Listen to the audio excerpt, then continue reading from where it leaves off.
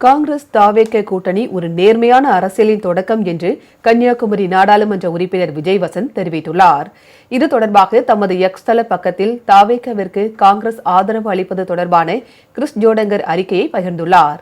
இந்திய தேசிய காங்கிரஸ் கட்சி இந்தியாவில் மதசார்பற்ற முற்போக்கான மக்கள் நலன் சார்ந்த அரசியலின் அடித்தளமாக திகழ்வதுடன் அத்தகைய அரசியலுக்காகவே உறுதியாக நிற்பதாக அந்த அறிக்கையில் கூறப்பட்டுள்ளது.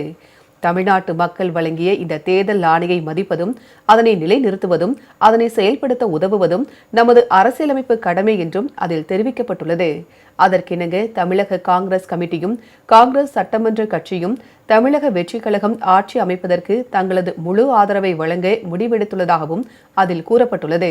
இந்திய அரசியலமைப்பின் மீது நம்பிக்கை இல்லாத எந்த ஒரு வகுப்புவாத சக்தியையும் இந்த கூட்டணியில் சேர்க்காமல் தமிழக வெற்றிக் கழகம் விலக்கி வைப்பதை அடிப்படையாக கொண்டே ஆதரவு வழங்கப்படும் என்றும் அதில் சுட்டிக்காட்டப்பட்டுள்ளது. தமிழக வெற்றிக் கழகத்திற்கும் தமிழக காங்கிரசிற்கும் இடையிலான இந்த கூட்டணி பெருந்தலைவர் காமராஜரின் பொற்காலத்தை தமிழ்நாட்டில் மீண்டும் கொண்டுவர பாடுபடும் என்றும் கூறப்பட்டுள்ளது.